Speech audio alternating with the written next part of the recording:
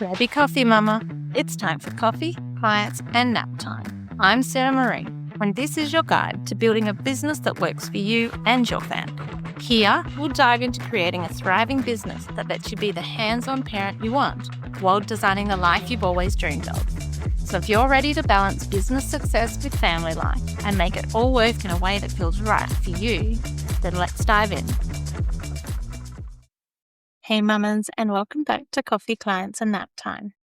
In today's Nap Time chat, I'm sitting down with someone I just know you're going to love, and that's Tania Fielding from Little Luxe Marketing. Tania's story is one that so many of us can relate to, from going from a solid corporate career to maternity leave to that who even am I now moment, and then slowly rebuilding an identity that fits both her ambition and her motherhood. She talks about the imposter syndrome that hit when she'd been out of the workforce for years, the tiny moment of bravery that changed her entire career direction, and how she learned to use her past experience to build a business that truly lights her up. We also dive into redefining success after kids, dropping the fantasy of the perfect work-life balance, setting non-negotiables, building a business around your family, and what mums in business really need to be paying attention to heading now into 2026. It's a real honest look at what it actually feels like to rebuild a career on your own terms, and how much power actually sits in the skills that you already have. So grab your coffee, settle in, and let's get started. Thank you so much for joining me, Tania. I would love to hear more about how you became a mum in business and what that journey has been like for you.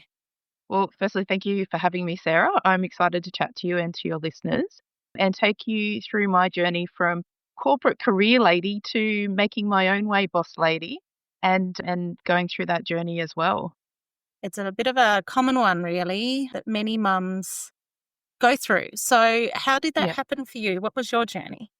Yeah, it's a shift. So after I've got two children, they're now primary school age children, but when my children were born, it was that realization that through maternity leave of I can't go back to the 9 to 5 grind, which, let's be honest, it's not 9 to 5. Working in the corporate world or in any employment situation like that, you're always switched on and things like that. So for me, it was taking that time with my babies in maternity leave and then coming out the other side of it thinking, well, my youngest is about to start, prep and, easing her way into primary school education. And so what am I, where am I going to go, in the long term as well as right in the here and now? So for me, it was a bit of a professional identity crisis, if you will.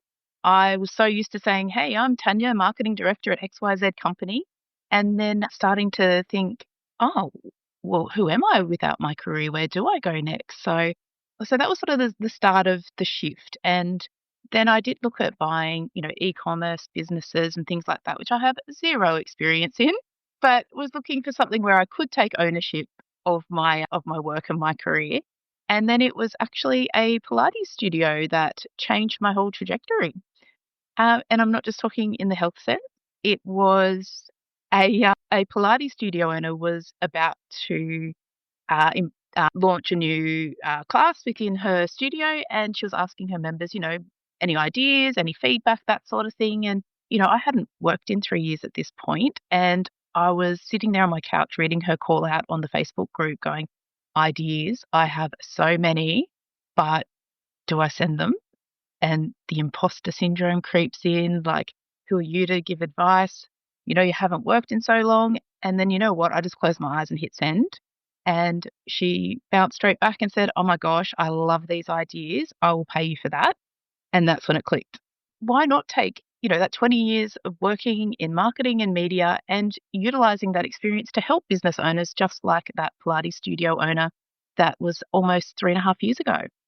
Wow, that's such a beautiful journey, really, to have that moment. It's almost a defining moment, I'm guessing, like where you went, am I enough? Do I know enough? Am I more than just mum? And then to come out the other side of that, like truly appreciated for your skills and your knowledge and everything that you can do. I'm curious to know your thoughts on why so many mums do feel that less than feeling when they've been out of the workforce for an extended period of time. Yeah, it's interesting, isn't it? For me, I found that it being my pivot point was having somebody else believe in me, another female business owner believe in me. That's what gave me the confidence to move forward. But I'm not sure why we do we do downplay ourselves too much, I think. We don't give ourselves credit, and I think because there is a different level of success that we need to redefine in this next era of motherhood. I think when we're climbing those corporate ladders or climbing those, those job goals, the salary, the promotion, the corner office, they're all those brilliant, shiny objects that we're reaching for. And then when we hit motherhood, something just, it changes. It changes you. Your priorities change. And yeah, I think we have to then lean on and find what redefining success looks to us. And I suppose when it's not mapped out in a KPI or a employment contract, it can be a little bit all overwhelming. And look, it can be quite not lonely, but also you don't have that team of people that you might have had before Monday to Friday that you could do the water cooler talks with and things like that. So it can be, yeah, we can definitely downplay ourselves. Absolutely. What would be the defining moment, I guess, for you that made you decide to go out on your own and start your own business rather than going back into corporate? I mean, the Pilates owner went, "Yep, this is amazing." You went, "Okay, cool, I've still got it. Sweet." But then Yeah. you decided to go down this pathway rather than like, "Okay, well, maybe I re-enter the workforce." What was that like for you? Yeah, I did look, at Seek ads and things like that, looking at roles where I could go to. And the more I thought about applying for them and going through that process, the more I thought, I don't have ownership over my time anymore going into an employment situation. And for me, it became more and more important to be available for my kids, school assemblies, Christmas concerts, all those sorts of things. Like they became the top priority. And so looking at, job ads and things like that, it just became more and more obvious that that wasn't for me. It wasn't going to give me the time that I wanted and the relationship that I wanted with my children. So that was the pivot point of thinking, I'm not hitting send on these job applications for a reason. And that's sort of when it all sort of snowballed and, the little light bulbs started going off. What would you say to mums about how they can leverage their own past skills and experiences to build a business of their own, Yeah. and how that can look, not having to reinvent themselves completely, but actually utilizing that plethora of experience they already have? Yeah, absolutely. Look at all those things that you achieved in your career, prior to maternity leave or prior to, leaving the corporate land and take all those things that used to light you up because now you get to take control of all that. You get to pinpoint what lights you up, what excited you about your career and your experience, education, all those things that you've learned over that period of time before motherhood. You have all those skill sets. How can you use them and how can you put that to something that gets you excited and lights you up. So yeah, it's not reinventing the wheel at all. It is just pivoting and reassessing how success is for you and those things that light you up. It's such a great way to really think about it, isn't it? It's utilizing what you already know, the things that you love to do. And I mean, for some mums, there may be a slight pivot, a bit of a change and upskill that they do need. But I think always grounding it in what skills you already have, what the things that you've already succeeded in makes starting your business a little bit easier because you've already got Yeah. that skills and experience sitting there. Yeah, and I'm Um, starting to think more long term as well. So 3 years, out of marketing. So I did then seek out a digital marketing certification just to upskill and to refresh the skills. So also looking at, your skill set and is there things that you can refresh, particularly if you have been out of the workforce for quite a while, you can fill that gap on the resume, so to speak, so that you can, upskill and refresh to be relevant for today. I think the fallout from that question then becomes what do you wish more women knew about or realized about how their corporate skills actually transfer into entrepreneurship now that you've lived that yourself? Yeah, I think what it is very empowering when you take control and I have to say in entrepreneurship and in women in business on this side of the fence, it is so supportive and it is so uplifting.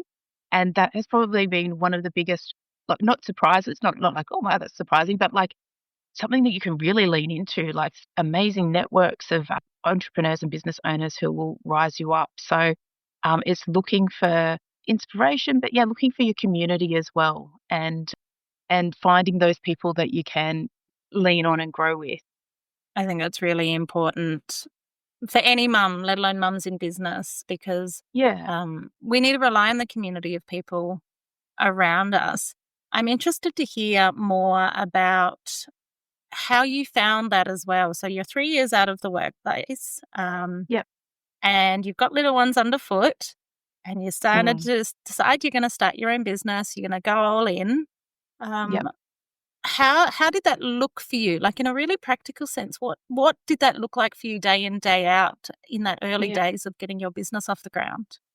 You know what? At the start, it was actually overwhelming and it was all consuming. I wanted to do everything and had all these ideas. I wanted to do this. Oh, but I don't know that. And, you're following people on Instagram and these social media pages like, oh, wow, that's amazing what they're doing. Why aren't I there yet? And so it was really having to take a breath and step it out. Step it out. We don't need to know everything from day one. We can learn on this journey, and that's all a part of the fun. That is all a part of it all. So for me, it was, yeah, it was then having to take that step back and going, okay, what is it that I want to achieve? What are those goals that I want to set for myself? And then working to my timeline to get those in order. What did that balance then look like for you? And why did you then decide not to chase balance? And what do you aim for now Yeah. instead? Look, I tried the 50-50, and I'm convinced that work-life balance is not 50-50 on the scales. And once I let that ideology go, it then opened up my world a lot more. So instead, I have non-negotiables. I have boundaries, and that's it. So my children's assemblies are always on an alternate Friday. I don't make client bookings on Fridays. So I know I am available, and I'm also not letting down clients because that day is free. And so I am available for the kids. So it is, for me, how I found myself working through that was letting go of that 50-50 and then time blocking and having those non-negotiables. Those things on both on your professional side, on your business side as well. There's non-negotiables there that I have too, and then on your personal side in your motherhood journey as well. Those things that are just non-negotiable for you and put you first. I love that because that's what I teach within my community as well, because it's so important to realize that balance isn't 50% of your attention here and 50% of your attention there equals Yeah. 100%. It is very much an ebb and a flow when we go through Yep. seasons, and your non-negotiables are so, so important. Yep. Did you ever find the dreaded mum guilt came as you Yep. were working through that journey, and how did that look for you? Yeah. 100%. And I don't think the mum guilt will ever completely disappear because that's it's always such a big thing. We always want to do the best for our children. But the way I have been navigating through that is by setting those non-negotiables, setting those parameters, scheduling it out, and then also allowing myself to go, no, you know what? My children really need me in this, and this is why I created my business. And if this, obviously, emergencies are another thing, but if this is something that's popped up that's really important for my son, that I'm there for his sporting event, whatever it might be, then I have to then find a way to make that work. And, as women, we are multitaskers. We absolutely can make things work. So I think sometimes it's letting go of that guilt and that pressure that we put on ourselves to be, pleasing both sides of the camp all the time, when sometimes we just need to go, you know what, this is what's important and this is how I'm going to make it happen. That's such a great way to think about it, because I heard this quote once that only mums who care. Like, you have to be a good mum. Yeah, If you're worried that you're not being a good mum, then you're obviously a good mum. And that's always stuck with me, that's because such a good I point. think that mum guilt comes up to a lot in those of us who actually give a damn. So Yeah, it's a good way to look at it, that if you're feeling those feelings, it's yeah, for a that's a good good reason. saying actually. Yeah, it is, and I don't want to say like it's it never. We do always get those little pangs of mum guilt here and there. It's just that is exactly right because we care so deeply, and it's a deep love that it can't be described. So, yeah, it's very true. Yeah, just be kind to yourself, I think, is the key message there. Be kind to yourself. We are trying our best, and Yes. that is the best we can do. That is so very, very true. I'm Mm, curious to hear your thoughts next on a lot of mums come out of corporate and they're still in their mind trading mm, time for money because that's what you mm. do when you're in a professional role. And how did you navigate that? And what would be your advice for any other mums that are still very much running themselves into burnout because they're still chasing time for money and that exchange? Yeah. Oh, that's definitely that hit home, that one, because that was definitely me in the early days. And it's you know what is a lot of things I've heard on your podcast before too is about pricing yourself accordingly. Don't downplay your skills and your experience. You have a lot to offer to your clients. So don't downplay yourself there would be the first thing. So know your worth and step into your power and charge it because it's the transformation, like I have heard you on your podcast recently say that it is about the transformation. So the time for money, yes, when you're negotiating salaries and things, that's a different ball game. When you're running your own race, it is about that transformation. It's about everything you're bringing to your client. So the ways I have navigated that is just by doing. Honestly, with every little step, you get that momentum, and with momentum comes clarity, and with clarity comes confidence. So the more you do something, the more you'll tweak and refine. You know, your 5 second, 9 second elevator pitch, you probably won't have that on day one, day 10, 3 months in, I'm still, refining and tweaking. Don't be afraid of that. It's still refining and tweaking your services, your offers, but honestly, it really comes down to having that confidence and knowing your worth and then structuring how you put together your offers or how you put together your services so that you can value A, your time and B, your expertise. And I think that leans quite nicely into your boundaries and your alignment within your business that you were describing earlier, that, those non-negotiable times that are for your kids. Well, that Yep, means that the time that you are putting into your clients is so powerful and worth so much yep. because you've got that alignment within it. Do you want to go a little bit deeper into how you structure your business around your family so that you can continue to grow it strategically and, achieve the amazing things that you're doing? Yeah, look, and this has been a process over time. Like I said, it's been refined and tweaked. I have definitely fallen into that trap where I have pushed myself too far, overcommitted, and then felt guilty that I haven't been there for things that I would have liked to have been, but I'd already committed to clients and things like that. So that's how I've got to this point where the Fridays, they are non-client days. I have Mondays where I do my Pilates class. I still have to do that because if I don't schedule it in, it won't happen. And then something else will pile in, something else will pile in. So it's blocking out that time. And so that's another thing that I do. It's blocking out the time. So everything goes in there. Obviously, client meetings, structuring client marketing strategies, things like that, blocking out work time, but then also blocking out those other times where things have to get done around the house as well, like groceries and things like that. So really structuring your calendar. And I make the most of my time, which it sounds obvious, but just reiterating that when the kids are at school, that is when I'm heads down and getting stuck into it all and doing all of those face-to-face client meetings and things like that that need to happen. They're all structured in that school time. So that would be yeah, that's some of the really key things that I've done to help protect my non-negotiables there, my boundaries.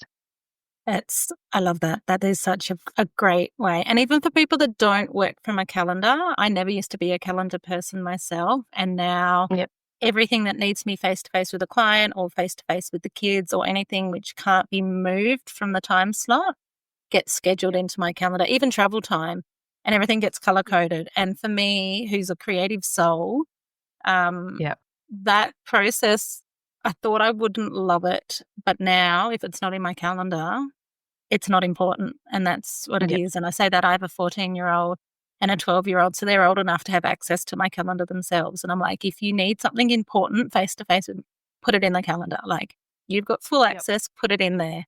Because if it's not in yep. the calendar, it doesn't happen. Yeah, So that's exactly right. even those of us that don't think that calendars are the way to go, just try it because you may find it helps.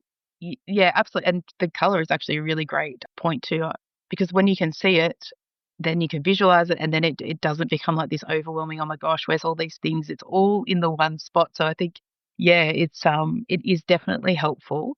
And then all my calendar is on the one calendar now, because I did make that mistake too, where I had a personal one and I had a work one.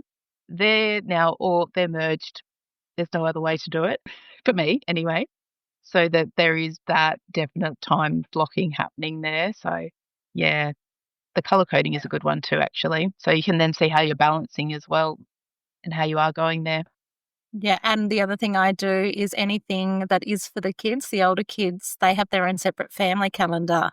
So I put it Right. into the family calendar and always invite my work calendar, so it shows in my work calendar as well as the one. So they don't get Oh, overwhelmed nice. with all my work business stuff, but they can just look at the family calendar and go, all right, well, the eldest has a doctor's appointment at 9 o'clock on Thursday. So she knows that she's having the morning off school. It sits in her calendar. So I Ah, found yeah, that it's that good. works quite well as well. Yeah. Most of my listeners, though, don't have teenagers like me. They've got the younger toddlers or they're on maternity leave. Yep. I'd love to go back to that moment with you and what that was like for you, what that moment was when you had that, what am I going to do now moment, that moment of Mm. the world's my oyster. I'm like, I've got all the choices in the world. What do I do next? Yeah, to be honest, I think it felt a bit more like, "Oh my gosh, what am I gonna do?" It was really it was confusing. Like I said, it was a professional identity. I call it a professional identity crisis because it honestly felt like that. Like, absolutely happy, couldn't be happier that I'm doing school drop-offs and things like that. That's exactly where I wanted to be, but there was always that, what's the professional in me going to do here? And it was allowing myself that permission to pivot and go, "You can take control of this, you can do it, you got this," and and and taking it step by step in that regard. But there was a lot of, talks with other people in similar situations to get, to get that clarity and to also get that, "Okay, I'm not alone," feeling. So, yeah, that was a big one. That was a big one for a while there, actually. And then when it all came together, that's a really good question.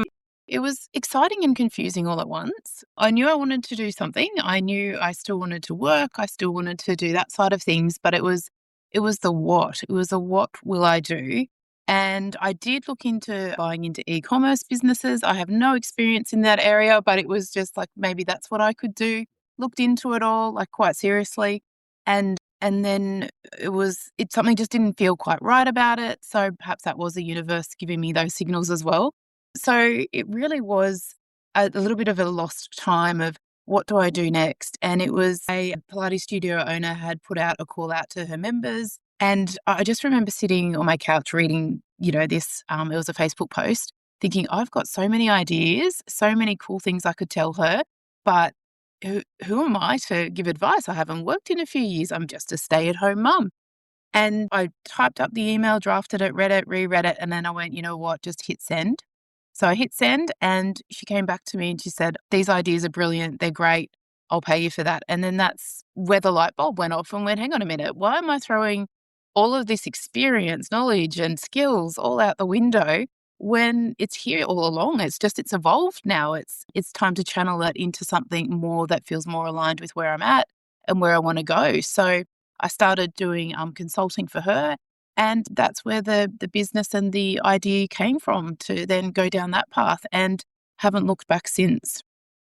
I love that your journey is very, like you didn't mean to do it. You almost fell into it. And that Yeah. then felt that moment of like, oh, should I send that email? Like the fact that you sat on that email and you're like, should I, shouldn't I? And had that internal dialogue with yourself. Was that like imposter syndrome for you? Were you like, oh, should I do this? I don't feel like I'm qualified. Like, Mm. what what was that like for you? Yeah, imposter syndrome and lacking the confidence. I suppose, when you work in a team environment, corporate employment, you've got people around you, you're constantly like sort of gauging from other people's body language and feedback how you're doing. And when you're on your own and, especially in parenthood, when you're so focused on your children and everything revolves around them, it sort of, yeah, it did sort of lose a little sense of my own identity, I suppose, and my own confidence. And having to then have self-confidence to hit send on that email, right? And to then go, you know what, whatever the consequence is, it's just an email. If she doesn't even respond, it's not going to end the world. So it was, it's just having that little tiny self-belief. And you know what? When I got the email back from her as well, it was just so empowering to hear somebody else who, I respect and admire her as a businesswoman.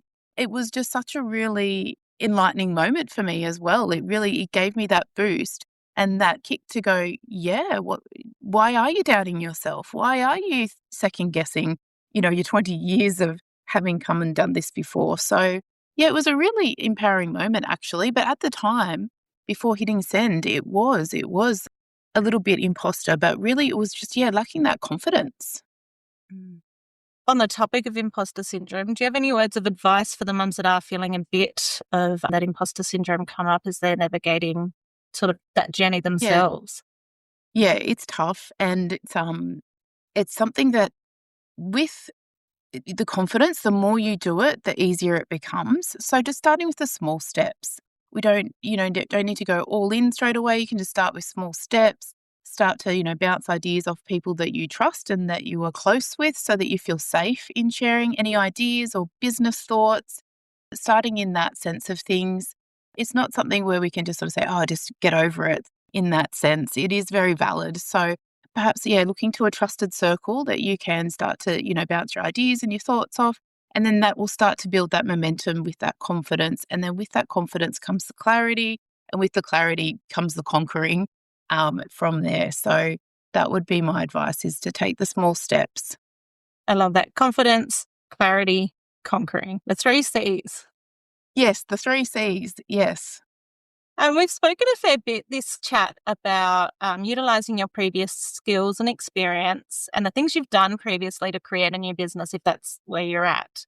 But what do you do when the thing you used to do no longer feels aligned and maybe you actually need to pivot away from it? Like, you've Yeah. been in corporate, you actually hated what you were doing and you don't want to do that for another 10, 15, 20 years. So what are your thoughts around how women can then do something else that doesn't Mhm. negate the fact that they've spent 20 years in corporate prior to that point? Yep. Yep. I don't think you need to turn your back on all of that experience and skills. But of course, like if you've worked in finance and you no longer want to go down that path, you want to you want to do something a little bit more creative, follow your passion, follow your interests, most definitely. But those skills will still come into play. I mean, you still need to know your numbers if you're going to start an events business, for example, or a wedding planner. You still need to know your numbers. So those skills will still be very relevant. But also those other skills around, negotiating, dealing with people, speaking publicly, those sorts of things, those are all skills that you can put.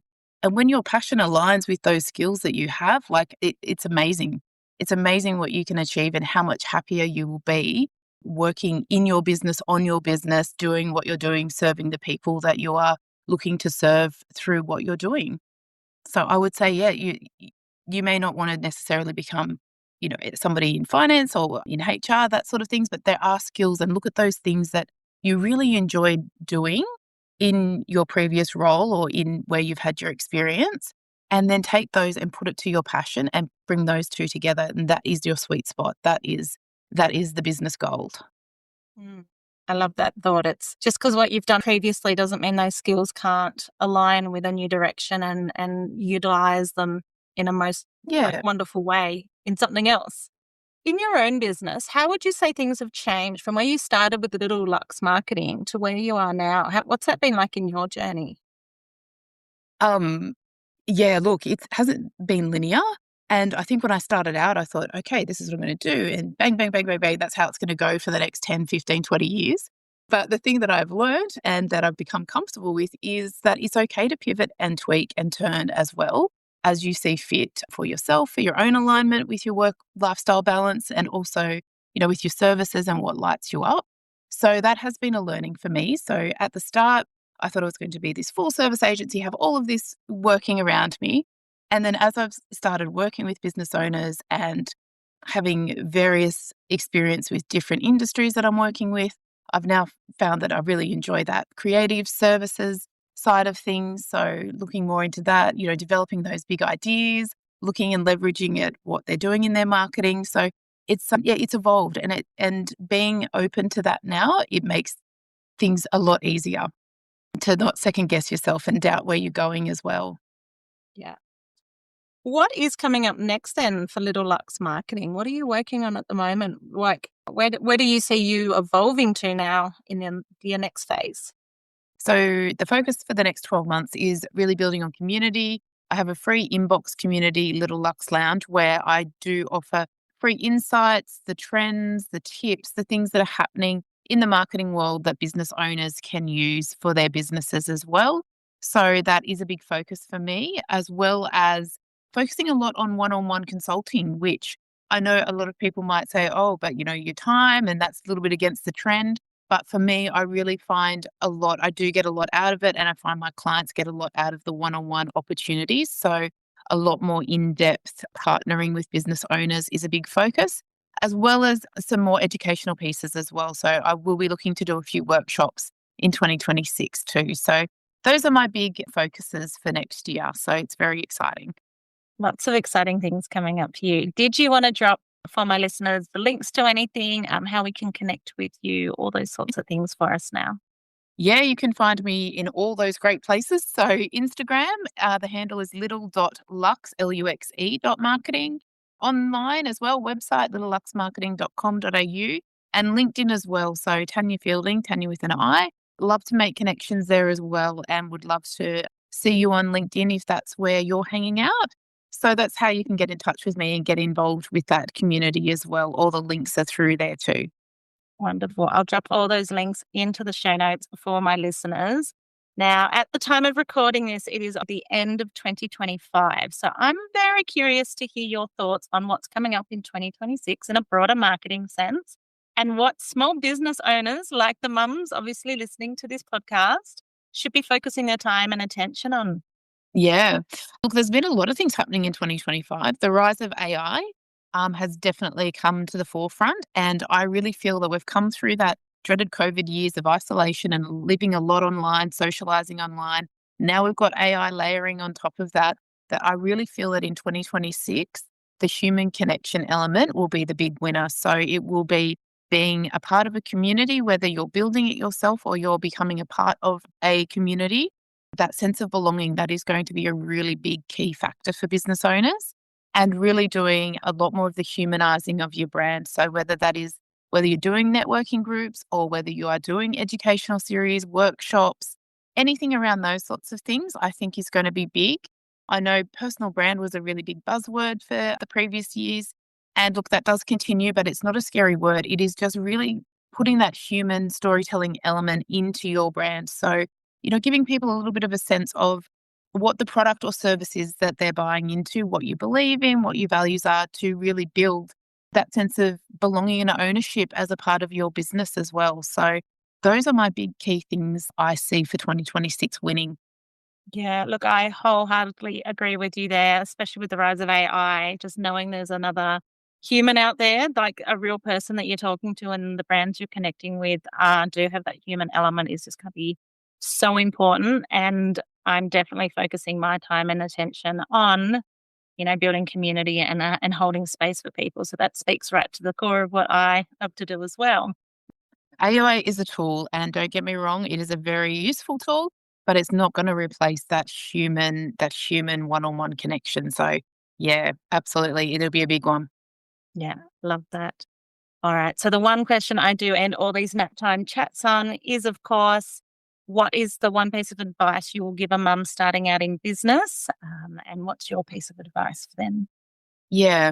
I think the number one thing is to be kind to yourself.